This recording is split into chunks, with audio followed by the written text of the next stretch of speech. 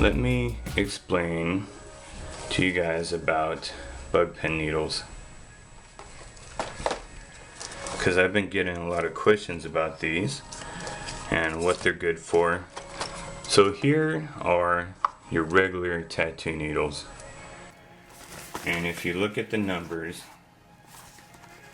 the size is 12 and these are 7 round shaders. So your normal size is usually a 12 on your needles. Now, bug pin needles are a lot smaller. You can see the size on these are 8s.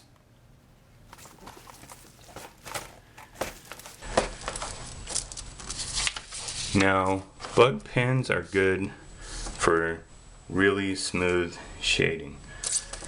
And let me show you the difference in size on the needles.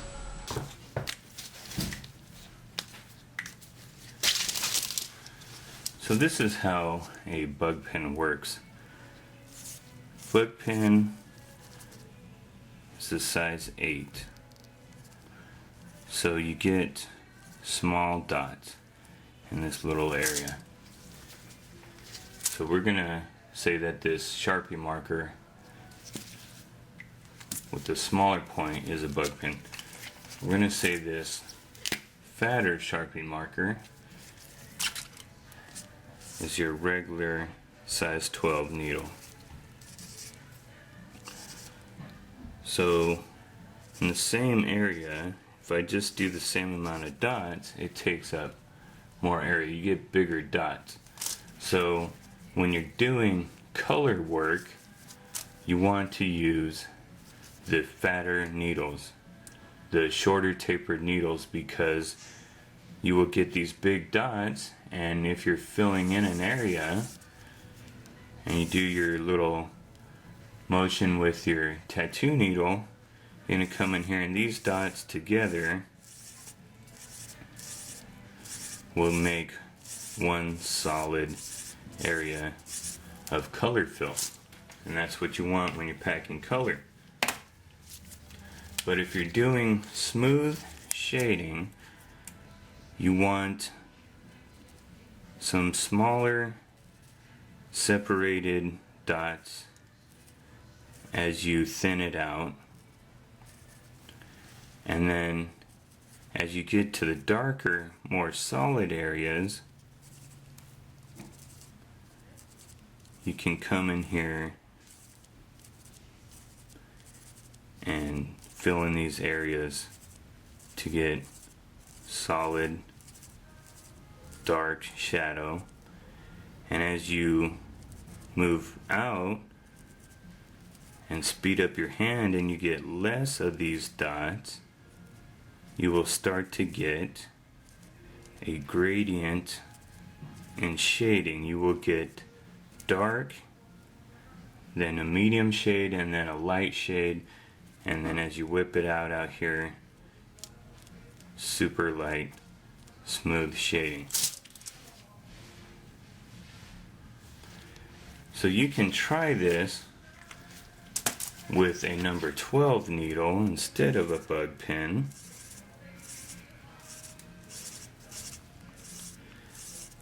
But you're gonna see it's not going to be as smooth.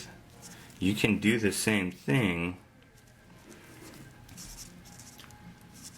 You will see the different gradients, but it's not going to be these smooth gradients that you can get with a bug pin. A bug pin needle, because the needles are smaller, this is a 13 mag, you have to go down a size. This is 11 flat tube. This is meant for 11 with the 12s.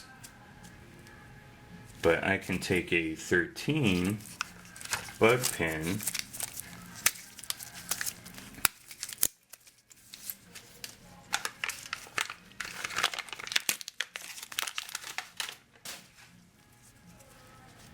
And the 13 bug pin, because the needles are a smaller diameter, will fit correctly into an 11 mag.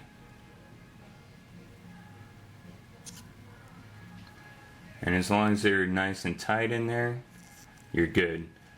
When you get tubes, try to get tubes that you know will fit, because some tubes will have a little difference in the size. And I know that these ghost tubes, usually once you go down a size with the bug pin, will fit. So this is a 13 bug pin and an 11 flat tube. And there's not a lot of wiggle room on that needle. So I can use this to come in and do some shading. And you can also use it if you're doing some color blends. You can use the same bug pin needle to get your little color blends in here. Get some real smooth color blends.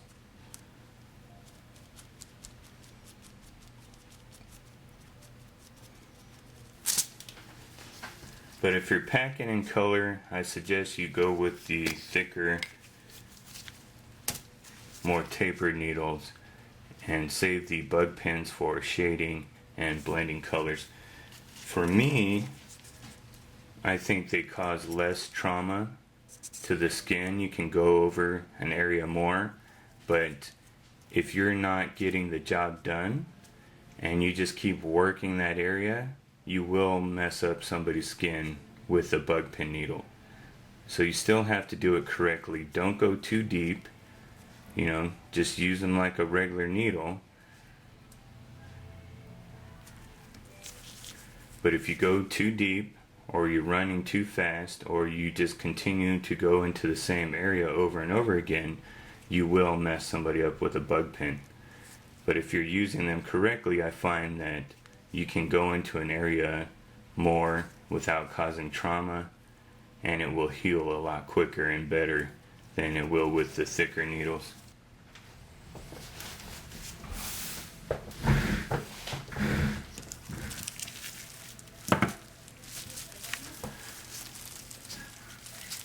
So here's our shader from Stay True Irons.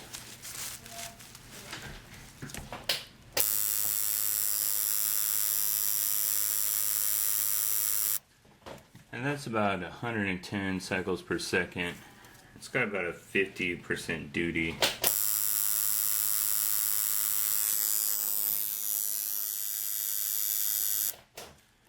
And the cool thing about these machines that are made by somebody who's been tattooing for a really long time is they do a bunch of little tricks to them that make your job as a tattoo artist easier, and they know what is good and how to make machines that are comfortable and work good.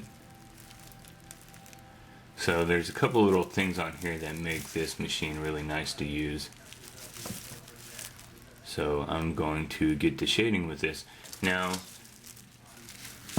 right now I have a clip cord that needs to be replaced. So let me show you something that you should try to aim for with your machines.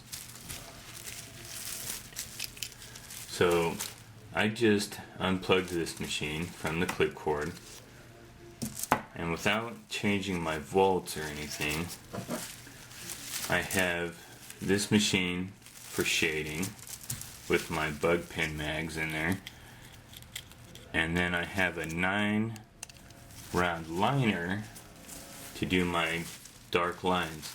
Now, without changing the voltage or anything, I can just plug this in and get to work.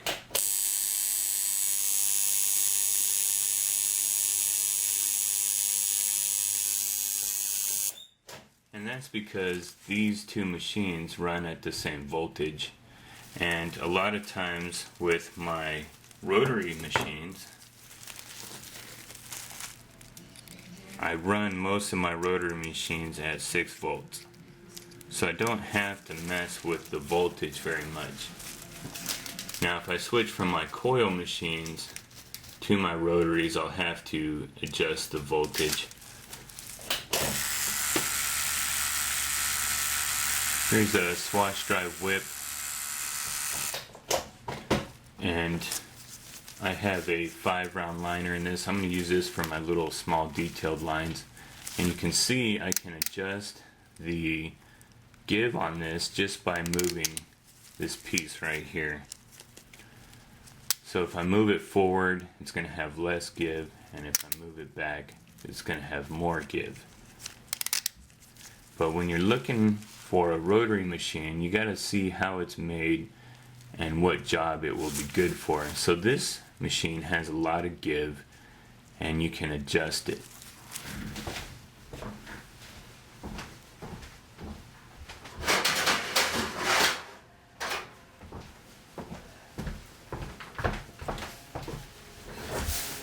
And when I'm sculpting lines and doing small lines, that's usually how I have my liner set up. But you can see on this rotary machine, there's not a lot of give. And this one has a shorter stroke. This has a longer stroke. Now, this is the hammer rotary, and this is our stealth knockoff, and this one has a longer throw. So shorter throw lines, longer throw color packing, and I use this one for shading as well. If you get the nicer ones, you can buy the different length and adjust your stroke on these. And this one you can adjust your give.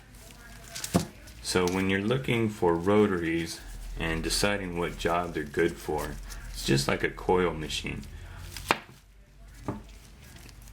You know, I have a coil machine that's set up for big needle groups, and a coil machine that's set up for shading, smooth shading. Same thing with your rotaries. Look at how it's designed and what it's good for. And you can get certain rotaries that'll do everything you want it to do. You can get a rotary that'll do lining, shading, and color packing. So, but some of your cheap ones, you can't adjust them. Some of your more expensive ones you can, but some of them are just made for one job and one job only. So think about that when you're buying rotary machines. So if you can, set up all of your machines to run at the same voltage, then that'll make your life a lot easier, and you don't have to adjust your voltage all the time. I can just plug this one in and go straight to this one without changing my voltage.